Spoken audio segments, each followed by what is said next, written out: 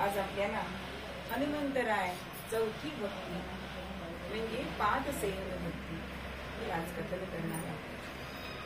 कारण जेव्हा आपली श्रवण भक्ती, कीर्तन भक्ती आणि नामस्मरण भक्ती जेव्हा होते तेव्हाच ही चौथी पायरी चढता येते. कारण पादसेवन भक्ती म्हणजे पूर्णतः शरणागती आहे. म्हणून पादसेवन तेची जाणावे, पादसेवन तेची जाणावे, काया वाचा मनोभावे, सद्गुरु पाय सेवावे, सद्गती कारणी श्रीराम.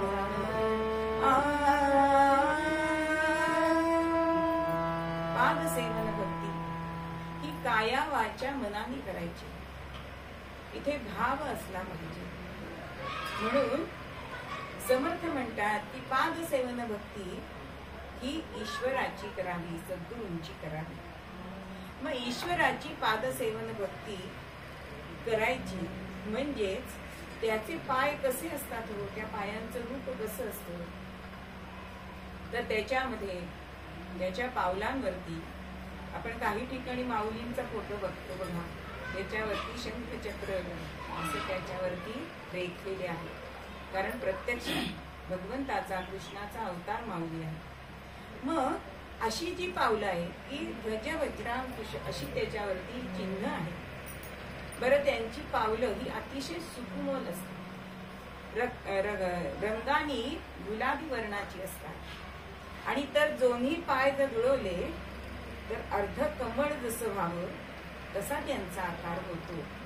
म्हणून आपण संतांच्या पावलांकडे बघितलं तर आपल्याला ही सगळी लक्षणं त्यांच्या पावलामध्ये सुद्धा दिसतात. मग असे हे पाय जर आपण आपल्या हृदयामध्ये धरले तर काय होतं, तर आपल्या हृदयातला जो अज्ञानाचा अंधकार आहे तो निघून जातो. म्हणून चरण भक्ती, पादसेवन भक्ती ही आपल्याला करायला सांगितलेली आहे.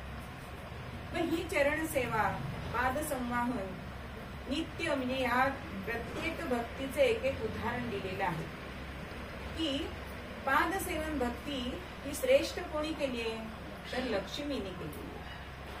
आपण शेषशाही भगवंताचं जर दर्शन फोटो बघितला तर आपल्याला असं दिसतं की ती लक्ष्मी सतत पाद संवाहन करीत असते. मग अशी चरण भक्ती ही करायची. मग अशी चरण भक्ती कोणी कोणी केली हो, तर लक्ष्मणाने केलेली आहे. लक्ष्मणाने पादसेवन भक्ती केलेली आहे. पण कितपर्यंत, प्रभू रामचंद्रांचा विवाह होईपर्यंत. मग तो अधिकार आमच्या सीतामाईला आलेला आहे. आणि आता सीतामाई आल्यानंतर चरण सेवा लक्ष्मणाला घडेना, अत्यंत वाईट वाटतंय.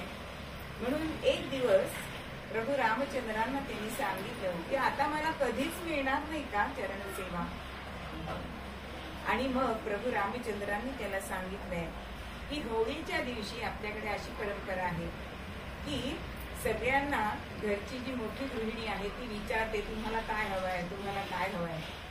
तेव्हा तू चरणसेवा माग तिच्याकडे. व सीता हे तुला जेव्हा विचारी तेव्हा चरणसेवा माग. आणि प्रभू रामचंद्रांनी हे सांगितलेलं लक्षात ठेवलंय. आणि होळीच्या दिवशी जेव्हा सीतामाईने लक्ष्मणाला विचारलंय की काय हवंय, तेव्हा तिच्या कानामध्ये तो सांगतो की मला चरणसेवा हवी. पण असं म्हटल्यानंतर आमची सीतामाई बेशुद्ध होऊन खाली पडलीये भोवळ येऊन. का तर आता माझी सेवा जाणार का. म्हणजे चरणसेवा ही इतकी श्रेष्ठ सांगितलेली आहे.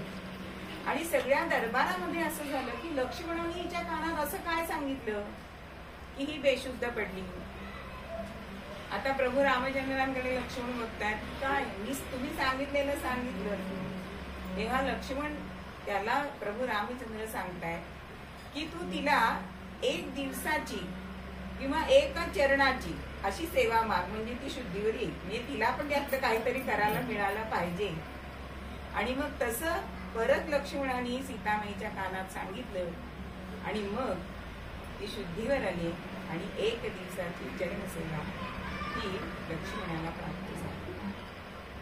म्हणून चरणाचं जे महत्व आहे ते महत्व वेगळं आहे. म्हणून आपण सद्गुरूंची पाद्यपूजा का करतो. सगळं शरीर आहे ना, आपण आता देहामध्ये जर बघितलं तर मस्तक आपण श्रेष्ठ मानतो. पण चरण सेवा आपण का करतो तर एवढ्यासाठी करतो की पाय हे श्रेष्ठ मानले, ते बळकट आहे आणि त्याच्या मागे जे सामर्थ्य आहे ते आपल्याला मिळावं म्हणून चरण सेवा. आज सुद्धा आपल्या इथे स्वामींच्या पादुका येतात, समर्थांच्या पादुका येतात, नंतर गजानन महाराजांच्या पादुका येतात. त्यांचं पूजन घरोघरी का होतं ते एवढ्यासाठी होतं. म्हणून सद्गुरूंचे सुद्धा पाय सेवावे असं सांगितलं. म्हणजे भगवंतांचे पाय सेवावे. पण आपण एवढे कुठे भाग्यवान की आपल्याला भगवंत दिसणार मग त्यांची आपण पादसेवा करणार. जे प्रत्यक्ष हनुमंतरायांनी, अर्जुनानी, उद्धवानी, विदुरानी ही प्रत्यक्ष भगवंताची सेवा केलेली आहे. पण अशी सेवा आपल्याला नाही मिळाली तरी सुद्धा आपण सद्गुरूंची जर आपण पादसेवन सेवा केली तर आपल्याला सुद्धा भगवंताची प्राप्ती होऊ शकते. कारण सद्गुरूंमुळेच आपल्याला भगवंताची प्राप्ती होत असते. म्हणून किंबहुना सद्गुरू हे भगवंतापेक्षा श्रेष्ठ सांगितलेले आहे. मग सद्गुरूंची पादसेवन सेवा ही आपल्याला करता नक्की येणार. मग पादसेवन सेवा करायची म्हणजे नुसते पाय चेपायचे का हो. नुसते पाय चेपायचे नाहीयेत, नुसतं अंग चेपायचं नाहीये. तर त्यांनी जो आपल्याला उपदेश केलाय किंवा जे ग्रंथात लिहून ठेवलेलं आहे त्याचं आचरण करणं म्हणजे पादसेवन सेवा. नाही तर नुसते गुरूंचे पाय चेपायचे आणि त्यांनी सांगितल्यासारखं वागायचं नाही, त्याला काही अर्थ नाही. अशी पादसेवन सेवा करायची की ती अत्यंत महत्वाची सांगितलेली आहे. म्हणजे इथे देवाचं आणि आपलं सख्यत्व यायला सुरुवात होते या 4थ्या भक्तीत असते. म्हणून पादसेवन सेवा ही श्रेष्ठ सांगितलेली आहे. आपल्या रामरक्षेमध्ये एक श्लोक आहे. श्रीरामचंद्र चरणो मनसा स्मरामि, श्रीरामचंद्र चरणो वचसा गुणामि, श्रीरामचंद्र चरणो शिरसा नमामि, श्रीरामचंद्र चरणो शरणं प्रपद्ये. म्हणजे सीताकांत स्मरण जय राम. श्रीरामाचे चरण हे इतके श्रेष्ठ सांगितलेले आहेत की जरी आपण हा श्लोक जरी म्हटला तरी सुद्धा आपल्याला पादसेवन सेवा होऊ शकते. पण तो भाव तिथे असायला पाहिजे. समर्थ म्हणतात तसं काया वाचामध्ये ध्यानी ह्या भावाने जर आपण केलं तर आजही त्याचा लाभ आपल्याला होतो. किंवा रामरक्षेमध्ये एक कवच आहे की शिरो मेरा घो पातू इथपासनं शेवटच्या पायापर्यंत, म्हणजे भगवंताला आपण काय विनवणी करतो की विभीषणाला ज्याने राज्य दिलं त्या रामाने आमचे पाय सुद्धा रक्षण करावे, असं त्याच्यामध्ये आहे. मग असं काय आहे तर ज्या वेळेला प्रभू रामचंद्र हे लंकेवरती युद्ध करण्यासाठी म्हणून गेले, त्यावेळेला अनेक वेळा विभीषणाने रावणाला समजवले की तो प्रत्यक्ष विष्णूचा अवतार आहे, सीता ही आदिमाया आहे, तू तिच्या नादी लागू नकोस. पण तरी सुद्धा रावणाने ऐकलं नाही. आणि म्हणून युद्धाच्या आधी आपल्या बरोबर 4 जण घेऊन विभीषण हा रामरायांना शरण आला. सुग्रीवाला वगैरे असं वाटलं की हा शत्रूचा भाऊ आहे, हा आपल्यामध्ये येऊन अजून वितुष्टाने किंवा भेदी करेल. पण रामरायांनी त्याला ओळखलंय, कारण पूर्णतः शरणागती पत्करणारा असा हा विभीषण होता. म्हणून पूर्णपणे शरण आल्यामुळे रामरायांनी त्याला युद्धाच्या आधीच राजा केले. रावण मरण्याची वाट सुद्धा बघितली नाहीये. म्हणजे त्यावेळेला असं काही सैन्यांमध्ये बोलण्यात आलं की याला जर आता लंकेचं राज्य दिलं तर समजा रावण शरण आला ह्याच्यानंतर, तर मग त्याला कुठलं राज्य देणार. तेव्हा प्रभू रामचंद्रांनी सांगितलंय जर रावण मला शरण आला तर मी त्याला अयोध्या देईन. म्हणजे जो मला शरण येणार आहे त्याला मी काही ना काहीतरी देणारच आहे. म्हणून अनन्य भावाने शरण गेलं तर ही पादसेवन भक्ती होते. इतकं चरणांचं महत्व या भक्तीमध्ये सांगितलेलं आहे. मग एकदा ज्या वेळेला कंसाने अक्रूराला गोकुळामध्ये कृष्णाला आणण्यासाठी पाठवले, त्यावेळेला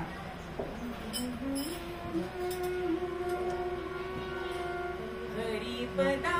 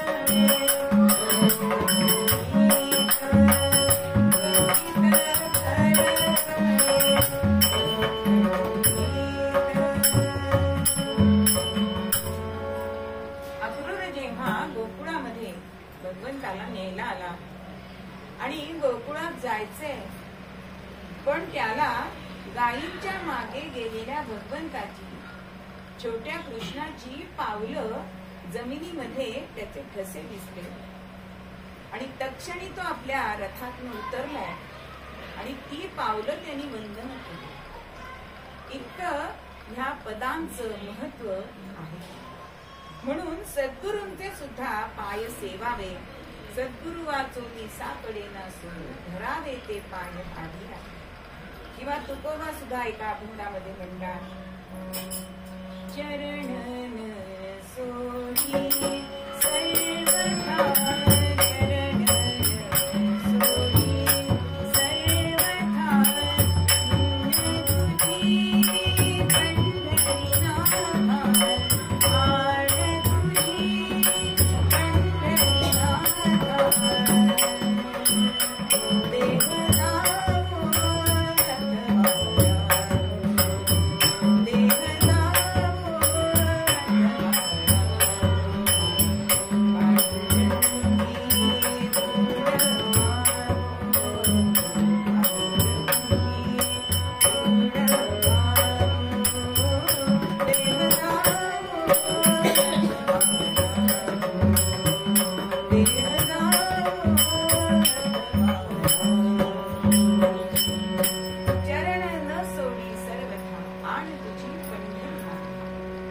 आम्ही तुझे हे चरण सोडणार नाही. कारण त्याच्यामध्ये आम्हाला काय मिळते तर सायुज्य मुक्ती मिळते. इतर तिन्ही मुक्ती ज्या आहेत स्वरूपता, सलोकता आणि समीपता, या मुक्ती सायुज्य मुक्तीपेक्षा या गौण आहे. सायुज्य एकता मुक्ती मिळाली की तुम्हाला दुसरं काहीही बघावं लागत नाही. म्हणून सद्गुरूंचे पाय धरा, म्हणून भगवंताचे पाय धरा. इतका या पायामध्ये सामर्थ्य आहे की ज्या वेळेला काय होते आईलेचं गाणं, श्रीरामाचे चरण धरावे,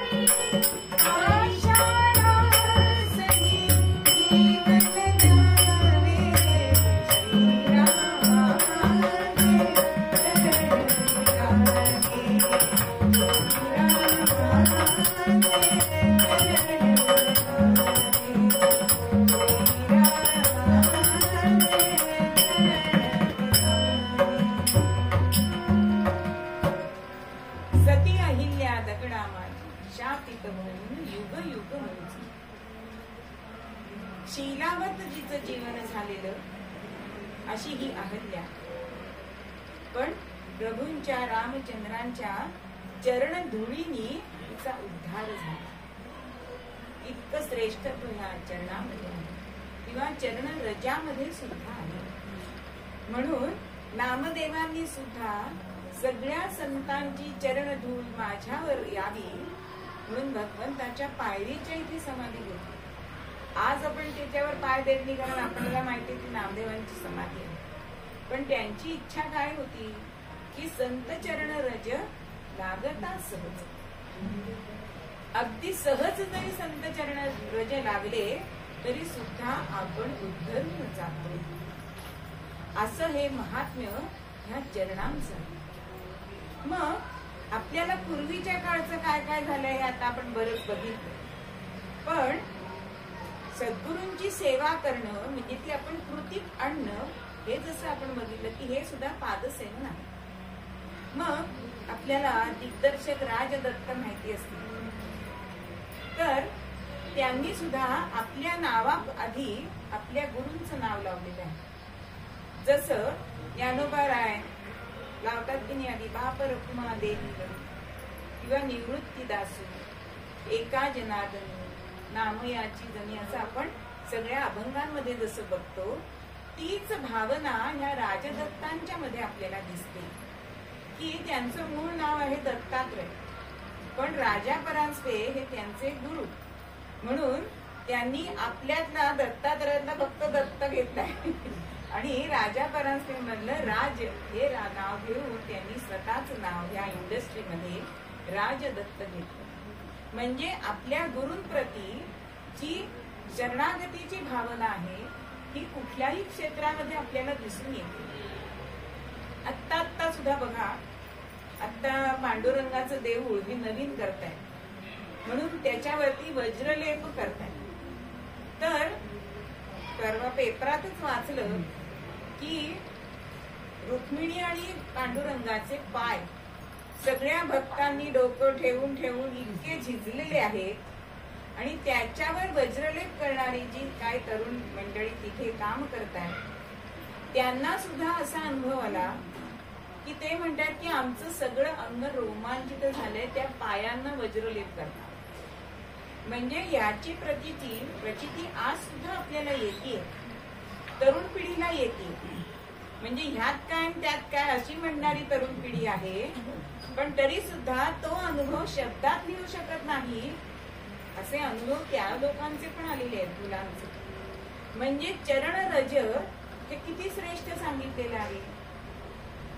असे हे पादसेवन भक्ती आहे ती अत्यंत श्रेष्ठ सांगितलेली आहे. म्हणून केशव स्वामी सुद्धा एका पदामध्ये म्हणतात, घडी घडी घडी चरण तुझे आठवती रामा आसनी शयनी भोजनी चंद्र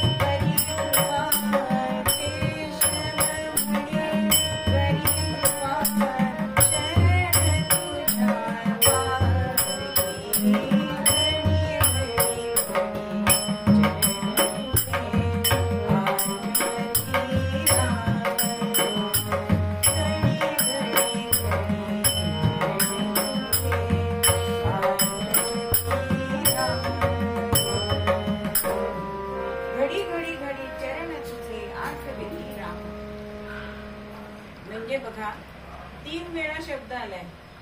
आपण आता तुकोबांच्या त्यात आधी आधी असे 2दा शब्द वाचले. खरंच संतांकडे शब्द संचय कमी आहे का म्हणून ते शब्द 3-3दा वापरतात असं नाही. तर घडी त्याचा पहिला अर्थ आहे वेळ. बघा सगळ्यांना वेळ सारखी दिली की नाही भगवंतानी, पण आपण त्या वेळेची अजिबात पर्वाच करत नाही. तो वेळ निघून जातो. म्हणून पहिली घडी हा शब्द जो आहे तो वेळेसाठी वापरतो. दुसरा शब्द घडी म्हणजे आपण कपड्यांची घडी घालतो ती घडी आहे. ती जशी व्यवस्थित लागते माणसाला तसंच ही घडीची सुद्धा आपण व्यवस्थित घडी घातली पाहिजे, वेळेचं नियोजन केलं पाहिजे, त्याच्यासाठी हा दुसरा शब्द.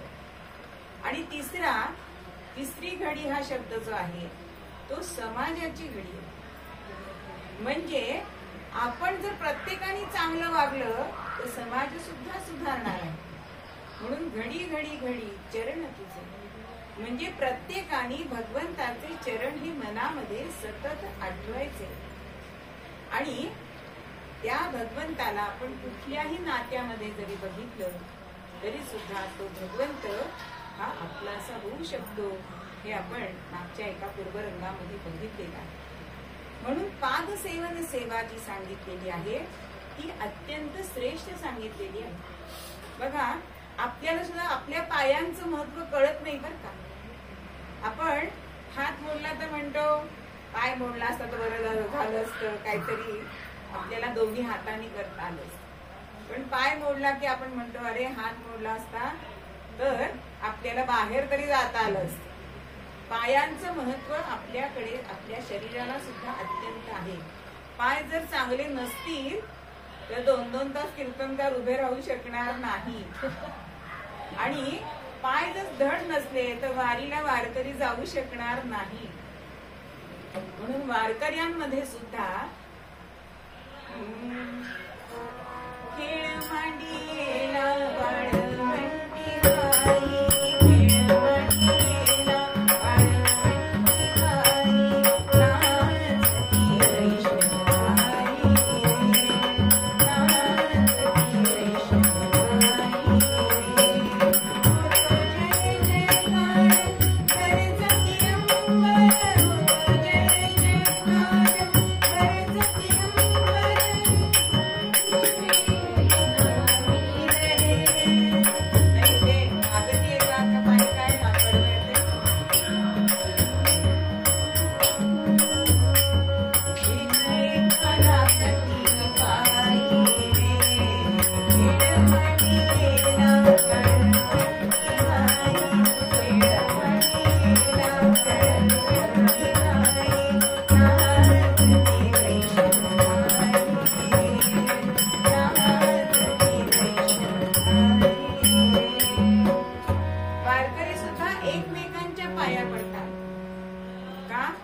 प्रत्येकामध्ये जे ईश तत्व आहे त्याला वंदन करायचंय, त्याला शरणागती आहे. म्हणून माऊली म्हणून प्रत्येक जण एकमेकांच्या पाया पडत असतो. किंवा आपल्याकडे सुद्धा नर्मदा परिक्रमा कोणी करून आलं की आपण त्यांच्या पाया का पडतो, त्यांचं सगळं पुण्य आपल्याला मिळतं म्हणून पाया पडतो. म्हणून पाया पडणं हे अत्यंत महत्वाचं आहे. हो, त्याच्यामध्ये लीनता आहे. जिथे लीनता आहे तिथे भगवंत राहतो, वास करतो. असंच एकदा शेषशाही भगवंत क्षीरसागरामध्ये शयन करतायत आणि सागरामध्ये असलेला एक कच्छप म्हणजे कासव, हे त्याला असं वाटलं की आपण सुद्धा प्रभूची पादसंवाहन सेवा करावी. म्हणून तो जवळ गेलाय. कुठे गेलाय? आधी पायापाशी गेला. पायापाशी गेल्यानंतर लक्ष्मीने काय केलं, आपण जसं एखादं कुत्रा हाकलतो तसं त्या कच्छपाला हाकलून दिलं. आता इथून आपल्याला त्यांची प्रवेश नाहीये म्हणून हा पोहत पोहत पोहत याच्या मस्तकापर्यंत आला. म्हणजे कुठल्याही योनीमध्ये असलं तरी आपण ती सेवा करायची ही इच्छा होणं हे महत्वाचं. पण भगवंताच्या मस्तकापर्यंत कच्छप आलाय. पण आता तिथे शेषाचा होता फणा, त्यांनी पण फुटकार टाकायला सुरुवात केली आणि हा तिथून नाराज होऊन निघालाय. आणि तो पुढच्या जन्मी कोण झालाय त्याच आपण आख्यान बघायचंय आज. म्हणजे भगवंताला भक्ताची इच्छा कळत असते की ह्या भक्ताला आपली जर पादसेवन सेवा करायची, पादसेवन करायचंय तर त्याला ती संधी देणं हे तितकंच महत्वाचं आहे. आणि ती संधी भगवंत उपलब्ध करून देतो. म्हणून पादसेवन ही सेवा अत्यंत महत्वाची सांगितलेली आहे. आणि पादसेवन करताना सुद्धा तिथे पूर्ण शरणागती असायला पाहिजे. गुरु वाक्यम प्रमाणम असं वागलं पाहिजे. ह्याच्यासाठी का कशासाठी हे प्रश्न मनामध्ये येता कामा नाही. आता सुद्धा पूर्वरंग झालेला नाहीये तयार, पण इथे मी उभी राहते ते त्यांच्या जीवावर उभी राहते. असं जर आपण सेवा केली तर ते नक्की सहाय्य करतात. म्हणून पादसेवन ही चौथी भक्ती जरी असली तरी ही भक्ती अत्यंत श्रेष्ठ सांगितलेली आहे. की पाय किती महत्वाचे असतात. आपल्याला एक हरणाची गोष्ट माहिती आहे. चंद्राचं हे रथ असतो तो हरणाचा असतो बरोबर. आपण लहानपणीपासूनच कथा ऐकतोय. आणि चंद्राचा एक लाडका प्राणी म्हणजे ससा. तो आपण सुद्धा पूर्ण चंद्रावर असं बघतो की तो ससा बसलाय की काय. आणि त्या सशाला असं वाटायचं की आपण त्याचे लाडके आहोत. आणि हरणाला सुद्धा असं वाटायचं की मी एवढं याला सगळीकडे फिरवतो आणि हा मात्र मला सशापेक्षा कमी प्रेम देतो. आणि असं होता होता या हरणाला सुद्धा अशी एक व्यथा असते की हरणाची शिंग बघा अत्यंत सुंदर असते. की त्या हरणाच्या शिंगामुळे आपण सुद्धा त्याच्याकडे लुप्त होतो की शिंगाला हात लावावा असं वाटतो. इतकी ती सुंदर असते. आणि एकदा तो हरिण पाणी पिण्यासाठी म्हणून हा नदीवरती गेलाय. आता पाण्यामध्ये प्रतिबिंब दिसतंय आणि आपली शिंग बघतोय. काय सुंदर शिंग आहे की बघत बसावं म्हणून तो आपलंच रूप हा पाण्यामध्ये प्रतिबिंब बघतोय. पण त्याची सहज नजर आपल्या पायांकडे गेली. आणि पायांकडे गेल्यानंतर त्याला अत्यंत वाईट वाटलंय की काय हे आपले पाय नुसते काटकिळे असतात बघा. हरणाचे पाय अजिबात चांगले नसतात, काटकिळे असतात. काय मला ह्यामुळे माझं सगळं सौंदर्य जात आहे. तर माझं अंग किती छान आहे, माझ्या पोटावरती जे ठिपके आहेत पाठीवरती त्याच्यामुळे मी किती सुंदर दिसतो. पण हे पाय मात्र देवाने मला असे का बरं दिले असं मनामध्ये प्रश्न येतो. आणि मग नेहमी शिंगाकडे प्रतिबिंबात बघितलं की आनंद व्हायचा आणि पायाकडे बघितलं की मन कट्टू व्हायचं. पण एक दिवस असं झालं की एक पारधी आलाय. आणि पारधी आल्यानंतर हरिण हे अत्यंत चपळाईने पळतं बघ. पण त्या दिवशी असं झालं की त्याची शिंग पळता पळता एका वेगांच्या जाळीमध्ये अडकले आणि त्याला पळता येईल. कसा तरी तो सुटलाय कारण जीवाच्या आकांताने तो आता शिकाऱ्यापासून वाचतोय. आणि जेव्हा त्या जाळीतनं शिंग सुटलेत आणि जो पळालाय की त्या पारध्यापासून खूप लांब गेला. आणि मग मनाला पटलंय की आज माझा जीव शिंगांमुळे दुःखामध्ये सापडणार होता. म्हणजे नवे माझा मृत्यू सुद्धा आला असता. मी आज वाचलोय कोणामुळे, पायामुळे. म्हणून वरून जे दिसतं ते सगळंच चांगलं असतं असं नाही. म्हणून पायामध्ये जे आहे ते पूर्ण शरीरात नाही. ते गुरूंच्याही असू देत तर देवाच्याही असू देत. म्हणून आपण ध्यानधारणा उपासना जेव्हा करतो तेव्हा पायापासून सुरुवात करा. आधी आपण प्रभूंचे किंवा सद्गुरूंचे चरण कमल बघावे. मग त्यांच्याकडे पाहत पाहत मग वरती मुखावलोकन करावे. अशी ही उपासनेची सुद्धा पद्धत सांगितलेली आहे. कारण चरण श्रेष्ठ सांगितले. म्हणून जिथे जिथे संत जातील म्हणून आपण तीर्थक्षेत्री गेल्यानंतर का तिथली भूमी मातीला लावतो, कपाळी लावतो. का तिथली माती कपाळी लावतो तर त्याच्यामध्ये ते श्रेष्ठत्व आलेलं आहे. कारण ते सद्गुरू तिथे फिरलेले आहेत किंवा भगवंत जसं अक्रूराने ते पाय वंदन केले मातीत उमटलेली. आता आपल्या परवा इथे नर्मदेचं पाऊल आलेलं आहे बघा.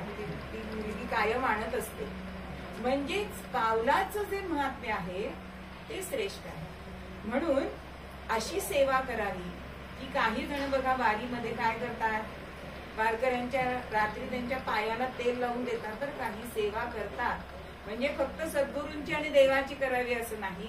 तर हे वारकरी पंढरीला माऊलीकडे पंढरीला जातायत, माऊली बरोबर जातायत आणि त्यांची आपल्याला चालवत नाहीये. पण त्यांची आपण जर पादसंवाहन केलं, त्यांना जर त्याच्यामुळे जर समाधान मिळत असेल तर ती सेवा जरूर करावी. म्हणून पादसेवन सेवा ही श्रेष्ठ सांगितली.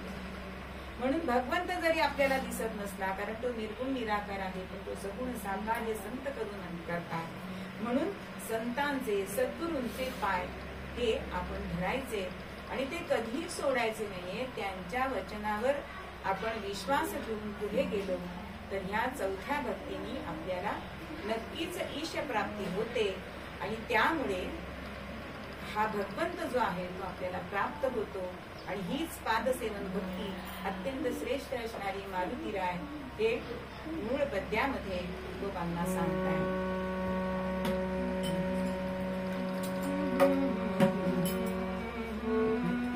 शरण शरण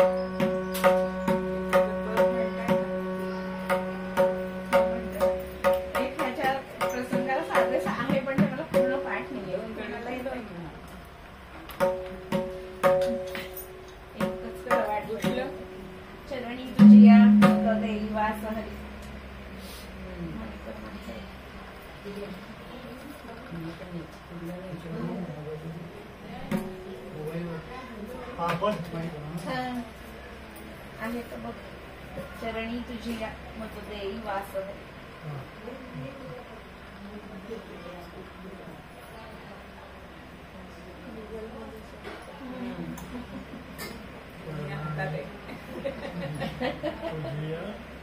चरणी तुझी या मज देई वास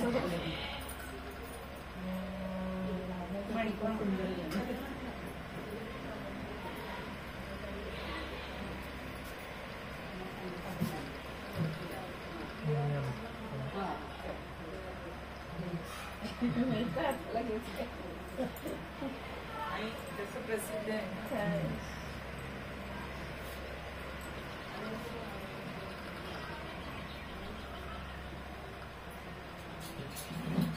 कोणतं म्हणतो चरणी तुझी यामध्ये देई वास हरी. नेक्स्ट चरण तुझ्यामध्ये वापरली.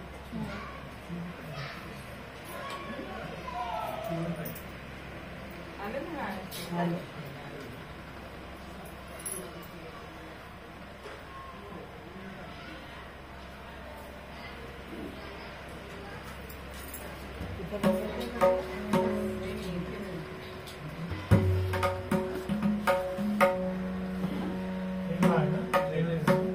हो ना.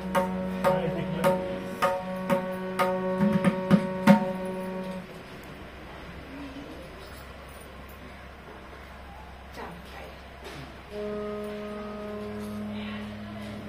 चरणी तुझिया मज देई वास हरी रे मज देई वास हरी रे मज देई वास हरी चरणी तुझिया मज देई वास हरी रे मज देई वास हरी चरण करी तव कमल विराजे तेच करी मज देवा कल्पवरी पुन्हा संतती पुन्हा राजते पुन्हा संतती पुन्हा राजते मजला हरीचे देई चरण परी तुझिया मज देई वास हरी रे मज देई वास हरी रे मज देई वास हरी पुन्हा स्वर्ग दे पुन्हा मुक्ती दे पुन्हा स्वर्ग दे पुन्हा मुक्ती दे मजला परिचरणाचा दास करी मीना घाली संकट तुझा बळी मीना घाली संकट तुझा बळी केवळ मज चरणाचे रजत करी रजत चरणी तुझिया मज देई वास हरी रे मज देई वास हरी रे मज देई वास हरी चिकटुनी राहीन सदा पदाला चिकटुनी राहीन सदा पदाला इतुकी पुरवावी रे आस परी मिरविन वैभव हे त्रैलोकी मिरविन वैभव हे त्रैलोकी येईल तरी नृपतीला काय तरी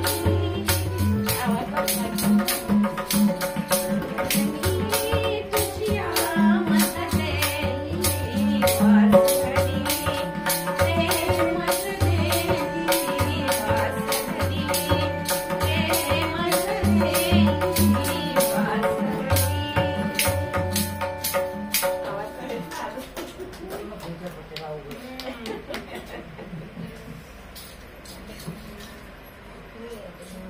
चांगलं म्हणतो. हो पण आज आम्हाला चांगलं एकदा भजन करूया. करूया घोष नामाचा सद्गुरु समर्थ चरणाचा. करूया घोष नामाचा सद्गुरु समर्थ चरणाचा. करूया घोष नामाचा सद्गुरु समर्थ चरणाचा. करूया घोष नामाचा सद्गुरु समर्थ चरणाचा. करूया घोष नामाचा सद्गुरु समर्थ चरणाचा. करूया घोष नामाचा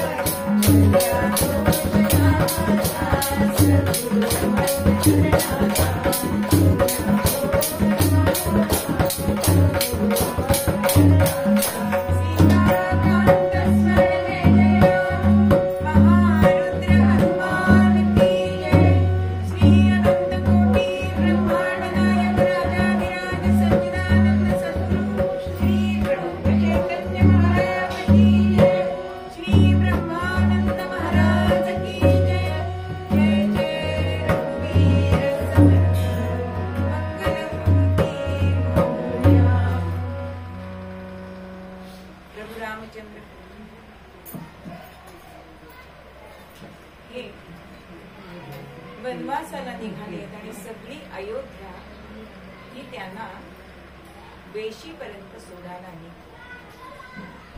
रथामधनं सुमंत नेतोय आणि प्रभू रामचंद्र सुमंतांना म्हणताय की आता सगळे तुम्ही इथेच थांबा.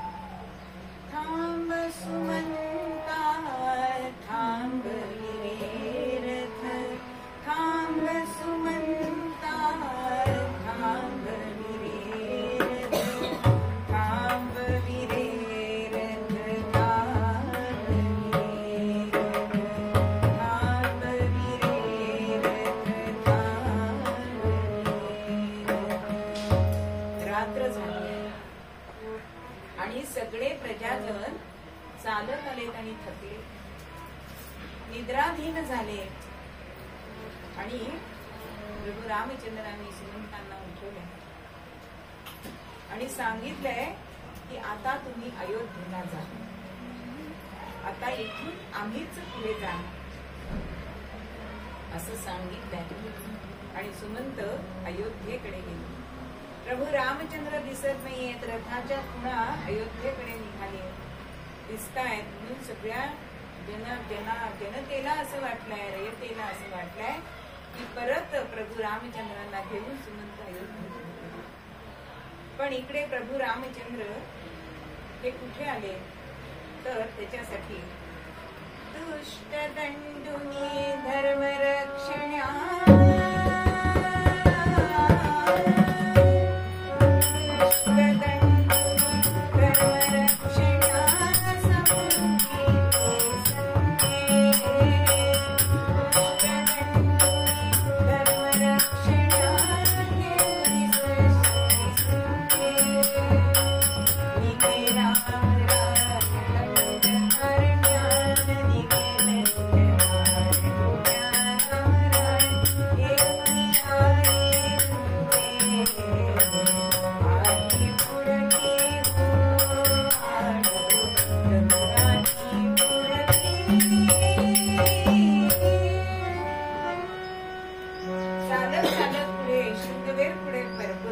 आले आणि पलीकडे जायचंय तर गंगा आडवी. आता पलीकडे जायचं कसं म्हणून प्रभू रामचंद्र मनामध्ये विचार करतायत. आणि इतक्यामध्ये एक नाव त्यांना दिसते आणि प्रभू रामचंद्र त्या नाव्याड्याला सांगतायत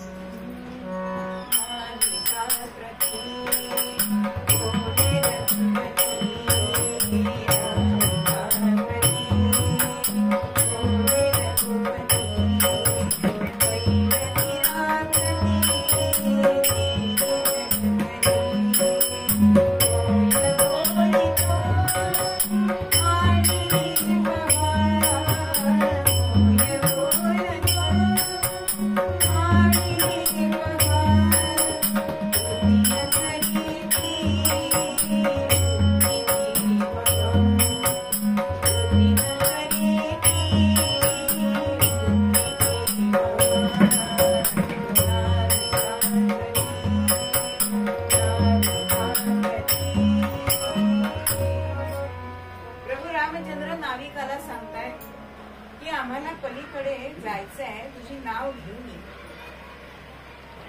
पण हा हो आणतोय येतोच असं सगळ्या गोष्टी करतोय पण नाव काही आणत नाही.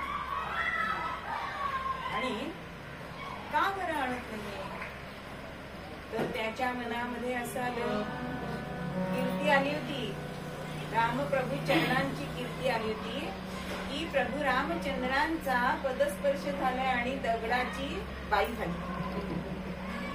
आता जर त्यांचे पाय माझ्या होडीला लागले आणि तिची बाई घाली तर माझा पोटापाण्याचा धंदा काय, हा प्रश्न या नाविकाच्या मनामध्ये आला.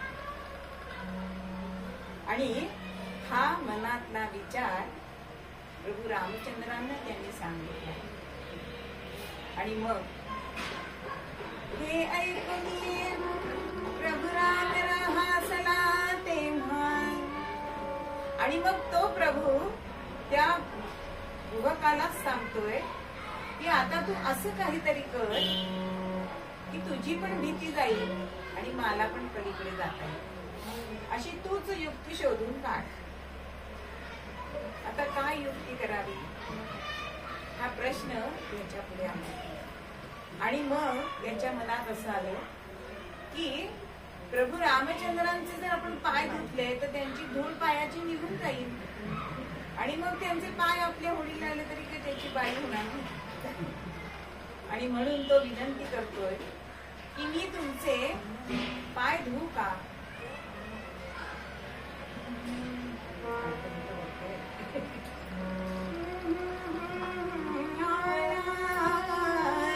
संशय मम मनी आला, संशय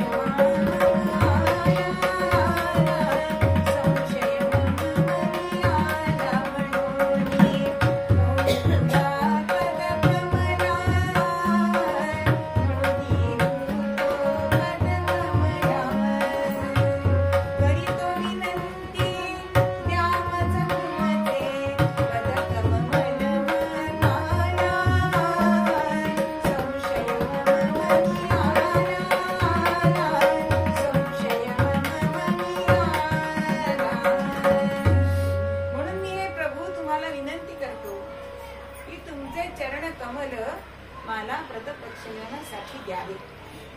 आणि प्रभूंनी एक कटाक्ष सीतामाईंकडे टाकलाय.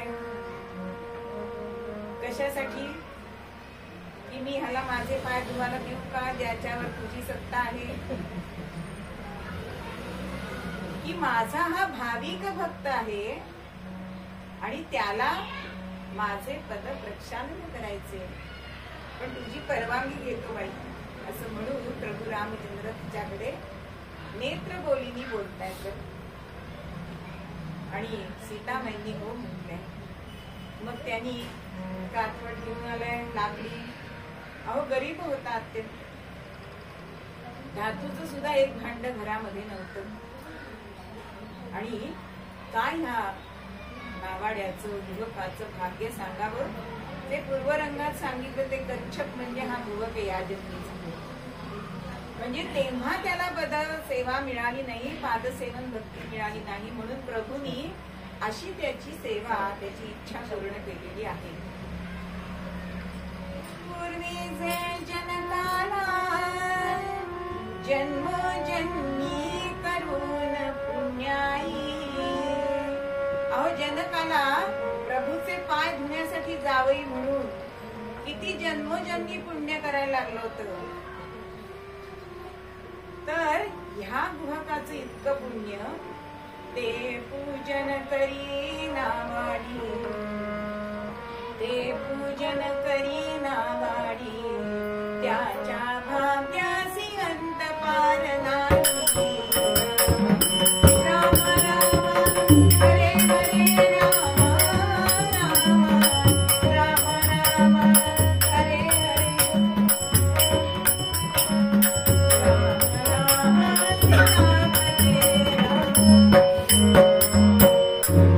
बरोबरच या गुहकाचं इतकं भाग्य की प्रत्यक्ष प्रभूंचे पाय त्याला धुवायला मिळाले.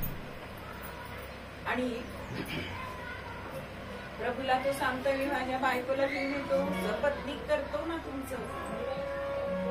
आता पलीकडे जायचंय म्हणून प्रभू सगळ्याला हो म्हणतात.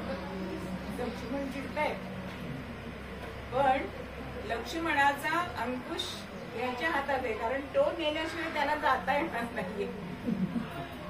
आणि मग आपल्या पत्नीला घेऊन आलाय, सांगतोय तिला आज आपल्या जीवनातली सुवर्ण संधी आज आपल्याला मिळणार. आणि एका शिलेवरती प्रभू रामचंद्रांना बसवले आणि त्यांचे पाय त्या कातकटीमध्ये ठेवले आणि लगेचच पाणी त्या पात्राने घेऊन आले. आणि ते चरण कमल प्रक्षालन केले. आणि जेव्हा त्याच्यावरती मस्तक ठेवलंय आणि या गुरुकाची समाधी लागली आणि ती समाधी आणि देहभान विसरलाय. आता जसं गुहकाला पदप्रक्षालन करायचं होतं तसं गंगामय्याला पण करायचं होतं. म्हणून ती वाट बघते कधी हा भानावर येतोय आणि त्याची पूजा करून एकदा नौकेमध्ये बसवतोय. पण हा काही भानावर यायला तयार नाही. म्हणून प्रत्यक्ष शंकरांची ही आराधना करते की माझ्या ज्यांनी मला भगीरथांनी ह्या भूमीवरती आणलं त्यांचाच पुढचा वंशज, त्याचे मला पदस्पर्श व्हायला हवं. जसं यमुनेला भगवंतांनी शेवटी पदस्पर्श केलाय आणि तेव्हा तिने वसुदेवाला वाट करून दिली, त्याप्रमाणे या गंगामयीला झालं. आणि गंगामयेच्या प्रार्थनेने शंकरांनी त्याला जागृत केलंय समाधीमध्ये. आणि मग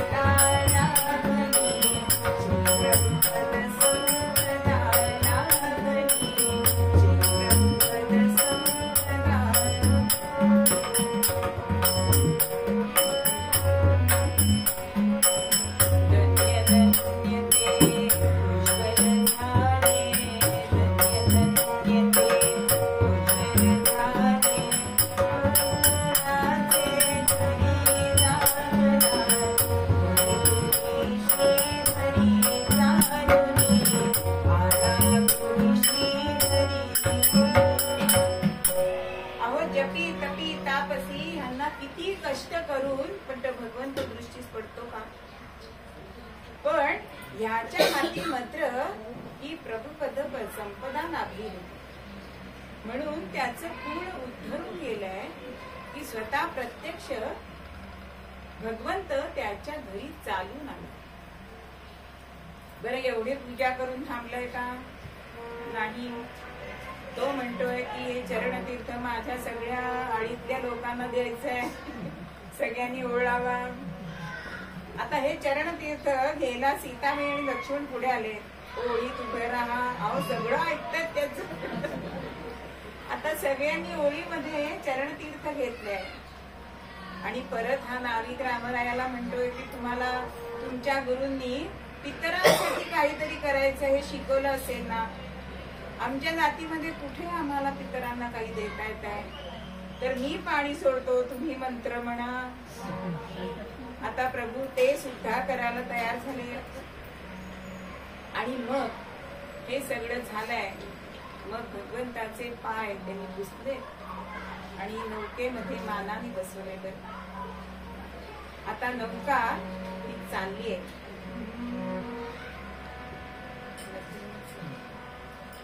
नकोस गंगे परत फिरू ग, नकोस गंगे ऊर भरू, नकोस गंगे परत फिरू ग, नकोस गंगे ऊर भरू. श्रीरामाचे नाम घातया, श्रीरामाचा पाय धरू. गंगे जय भागीरथी, जय जय राम दाशरथी. गंगे जय भागीरथी, जय जय राम दाशरथी.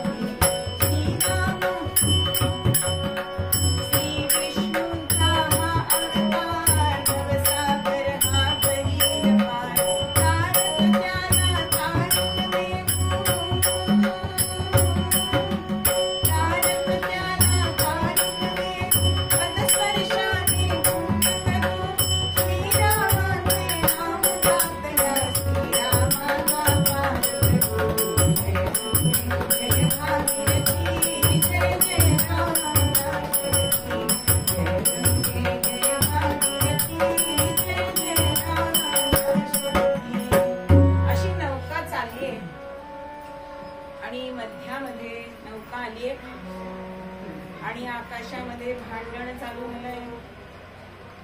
आकाशात कोणाचं भांडण चालू झालंय?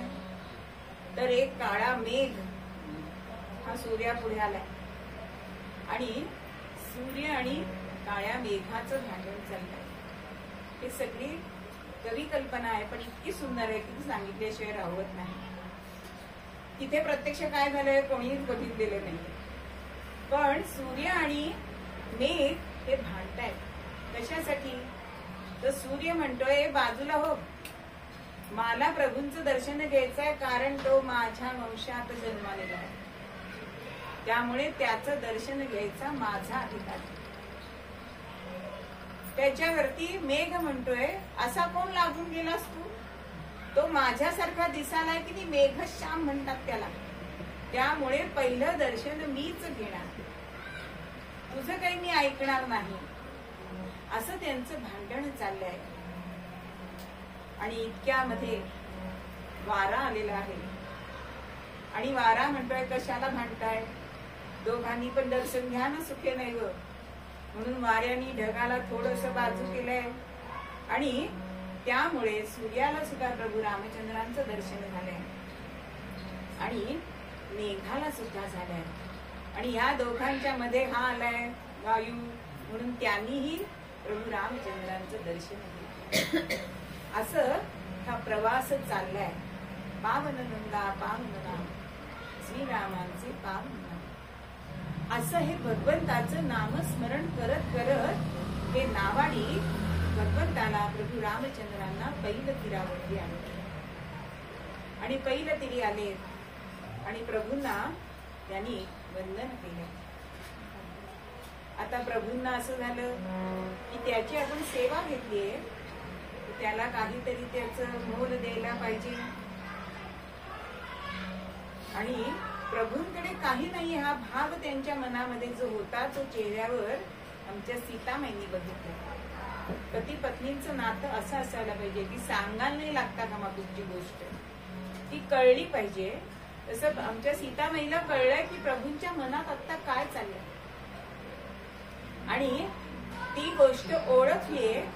आणि आपल्या अत्यंत आवडीची जी अंगठी होती ना ती सीतामाईंनी हळूच रामचंद्रांच्या हातामध्ये दिली तीही द्या. आणि ती अंगठी हा प्रभू त्या युवकाला द्यायला लागले, केवटाला द्यायला लागले. पण तो म्हणतोय मला काही नको. अरे तू आणि मी सारखेच आहोत. आता असं म्हटल्यानंतर लक्ष्मण चिडलाय, सारख्या कसं काय? अरे मी नावाडी आहे तसा तू सुद्धा नावाडीच आहेस ना, फक्त मी साध्या नदीतनं नेतो, भरोसा करा. म्हणून राम नाम नौका भवसागरी तराया, राम नाम नौका भवसागरी तराया, राम नाम नौका. कीर्तन हे वाजवतेस काय करतेस? राम नाम नौका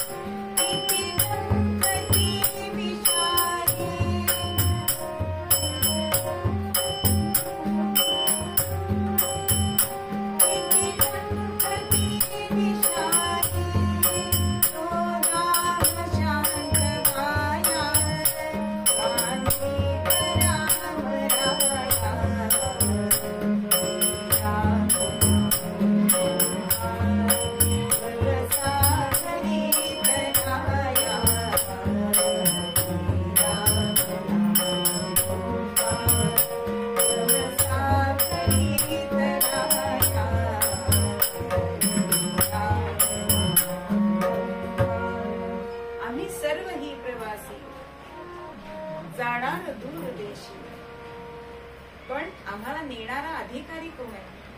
तो प्रभू रामचंद्र आहे.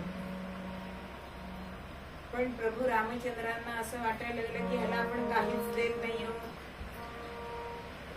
तेव्हा हा केवट म्हणतोय की तुम्हाला द्यायचंच असेल ना तर मला या भवसागरातून तारून या, म्हणजे माझा हा जन्म सार्थकी आहे. पण भगवंता, खरं आपण एकाच व्यवसायाचे आहोत. आता चहावाल्याला दुसऱ्या चहावाल्याला पैसे देतो का? तसंच तू नावाडी मी नावाडी, त्यामुळे आपल्यात देवाणघेवाण नको. परंतु जेव्हा तुम्ही सगळा पराक्रम करून याल तेव्हा परत तुम्ही ह्याच वाटेने या. तेव्हा तुम्हाला जर काही द्यायचं असेल तर तुम्ही मला द्या, म्हणजे ते मागणं म्हणजे मला भवसागरातून तारून. मग असं हे विष्णुपद आहे की जिथे निर्भयता आहे, म्हणजे भोगे रोग भयम, दुःखाला सुखाला दुःखाचं भय आहे, रोगाला भय आहे मरणाचं, संपत्तीला भय कशाचं आहे? राजा कर भरतो ना आपण, त्याला भय आहे. विद्येला वादाचं भय आहे, रूपाला भय आहे ते म्हातारपणाचं आहे, जरेचं आहे. अहरणामध्ये रिपू भय आहे, म्हणजे शत्रूचं भय आहे. पण ह्या जगामध्ये असं एकच निर्भय पद आहे, ते म्हणजे विष्णुपद आहे. म्हणून विष्णूची जर आपण पादसेवन सेवा केली तर आपण ह्या भवसागरातून तरुण जातो. आणि विष्णूची जर आपल्याला नाही घडली तर आपण आपल्या सद्गुरूंची करावी. यांचा जो अधिकार आहे तो अधिकार आपण लक्षात घ्यावा, त्यांचं जे उपदेश आहे ते आचरणात आणावं आणि त्यांना अनन्य शरण जावं. कारण शरणागतीशिवाय लीनतेशिवाय ही पादसेवन सेवा होत नाही. आणि अशीच ही सेवा मारुतीराय मूळ पद्यामध्ये आपल्याला तुकोबांना सांगतात.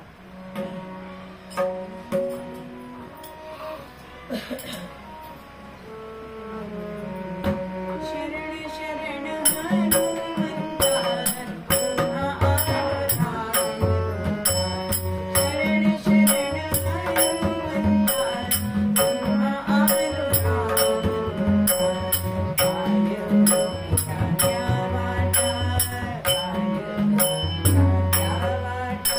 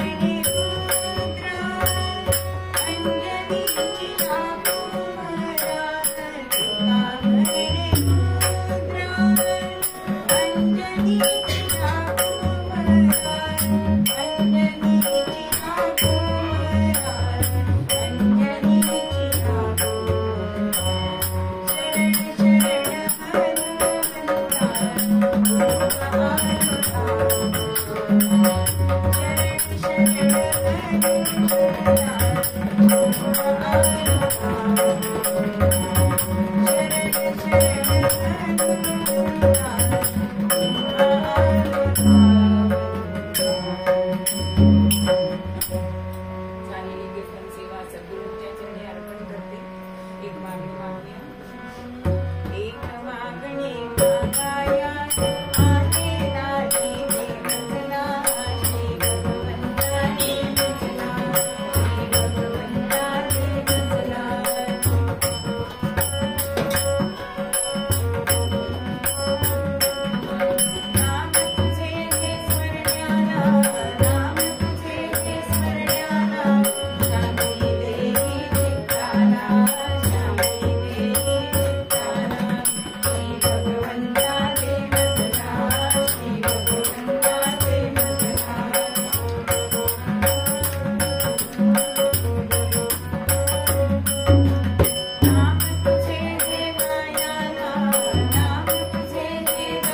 नाव